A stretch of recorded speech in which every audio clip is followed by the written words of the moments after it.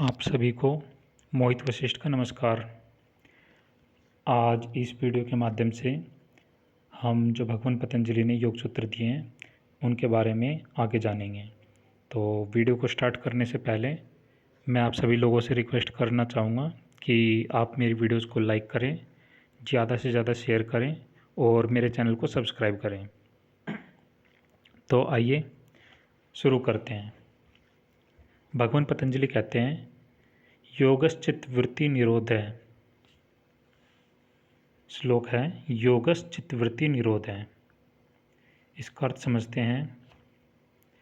चित्त अर्थात अंतःकरण की वृत्तियों का निरोध ही योग है। चित्त का अर्थ होता है अंतःकरण और निरोध का अर्थ होता है सर्वथा रुक जाना। इसी को योग कहते हैं। पुरातन काल में गुरु शिष्य परंपरा के अंतर्गत शास्त्र अध्ययन किया जाता था। शास्त्र अध्ययन से पहले विद्यार्थी या शिष्य को प्रारंभिक शिक्षा गुरु के द्वारा दी जाती थी, जिससे कि उन्हें पढ़ाया जा रहा था। जिन विषयों में भी शिष्यों को पढ़ाया जाता है तो उनको भली भांति वो समझाए जाते थे। उस समय पर अध्ययन गुरु और शिष्य के बीच में एक प्रकार के संवाद से होकर गुजरता था। शिष्य गुरु से पूछते थे और गुरु उन प्रश्नों का उत्तर देते थे। शिष्य बीच बीच में जिज्ञासा करते थे और गुरु जहाँ जहाँ आवश्यकता होती थी वहाँ वहाँ उन जिज्ञासाओं को भी शांत करते रहते थे और इस प्रकार पूरे शिक्षण में एक सामंजस्य बना रहता था। तो ये बहुत ही ज़्यादा ज़रूरी था। इस तरह से गुरु शिष्य परंपरा के माध्यम से ज्ञान का आदान प्रदान पहले होता था। योग दर्शन का पहला सूत्र अथ योग अनुशासनम। पढ़ते ही सहज जिज्ञासा होती है कि योग क्या है। अब योग के अनुशासन को प्रारंभ करते हैं। इस वाक्य से यह जिज्ञासा मन में सहज उठती है कि योग किसे कह रहे हैं यहाँ पर। तब महर्षि पतंजलि ने योग की परिभाषा समझाते हुए अपने शिष्यों को कहा, चित्त की वृत्तियों का रुक जाना ही योग है। यह संपूर्ण और एक संक्षिप्त परिभाषा है योग की। योग को संपूर्णता से समझने के लिए आपको चित्त क्या होता है इसके बारे में पता होना चाहिए। वृत्ति क्या होती है, निरोध शब्द से यहाँ क्या मतलब है। जब तक इन सभी बातों का पता नहीं चलेगा तब तक गहराई से योग को नहीं समझा जा सकता। यह सब बातें समझे बिना योग का मूल एवं वास्तविक अर्थ नहीं समझा जा पाएगा। तो इन सभी बातों को समझना बहुत ज़्यादा आवश्यक है। सबसे पहले जानते हैं कि चित्त क्या होता है। सरल अर्थों में कहें तो चित्त का अर्थ होता है जहाँ हमारे विचार जन्मते हैं, बनते हैं और जमे रहते हैं संस्कारों के रूप में। चित्त एक प्रकार की भूमि है जहाँ विचार जन्मते हैं और यह चित्त रूपी भूमि भी 5 प्रकार की होती है। पहला चित्त, दूसरा विक्षिप्त और तीसरा मूढ़, चौथा एकाग्र और पांचवा निरुद्ध। तो इस प्रकार से 5 भूमियाँ हुई, क्षिप्त, विक्षिप्त, मूढ़, एकाग्र एवं निरुद्ध। यहाँ ध्यान देने योग्य बात यह है कि योग केवल चित्त की एकाग्र एवं निरुद्ध अवस्था में ही संभव है। अब समझते हैं कि वृत्ति क्या है। वृत्ति एक वचन न होकर बहुवचन में प्रयोग होता है। इसका अर्थ है वृत्ति एक नहीं अपितु एक से अधिक होती है। क्योंकि आगे के सूत्रों में भगवान पतंजलि ने स्वयं वृत्तियों के विषय में चर्चा की है, इसलिए अभी इतना ही समझते हैं कि हमारे भीतर उठने वाले जो विचार रूपी तरंगे हैं या मन में क्रियाकलापों को जो कि 5 प्रकार में विभाजित किए हैं, जिनके बारे में अभी हमने देखा, उसे वृत्तियाँ कहते हैं। अब सूत्र का अंतिम एवं महत्वपूर्ण भाग आता है निरोध।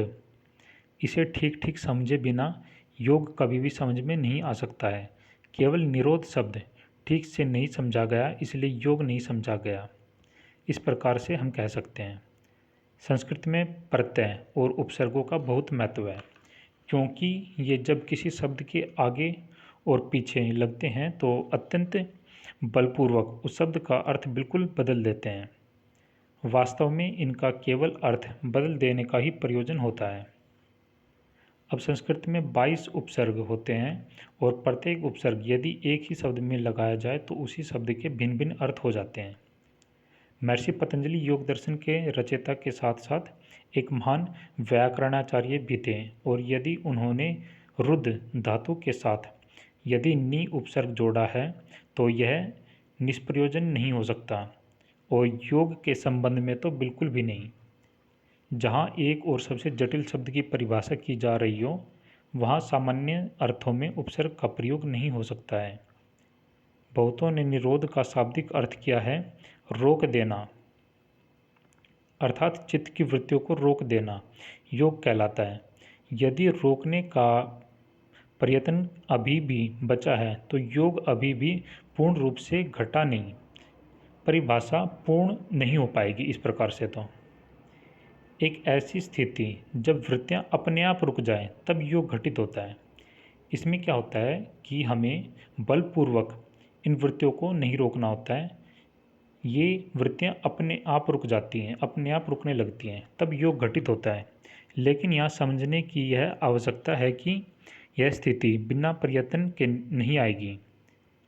यह समझना अत्यंत कठिन होता है कि जब तक कि आप प्रायोगिक रूप से योग विषय में प्रवेश नहीं कर लेते, प्रयत्न जब सहज प्रयत्न में बदलता है तब धीरे धीरे वह चित्त को निरोध अर्थात स्वयं रुक जाने की स्थिति में ले जाता है। फिर बिना प्रयत्न के भान अहंकार के कर्तव्य के भाव से मुक्त हुआ योगाभ्यासी निरुद्ध अवस्था को प्राप्त हो जाता है। इसी स्थिति को महर्षि पतंजलि ने योग कहा है और योग को ही समाधान कहा है। इसको हम एक उदाहरण के माध्यम से समझ सकते हैं। जैसे शुरुआत में कोई व्यक्ति गाड़ी चलाने लगता है तो उसे थोड़ी कठिनाई होती है, पूरा के पूरा ध्यान उस तरफ लगाना पड़ता है।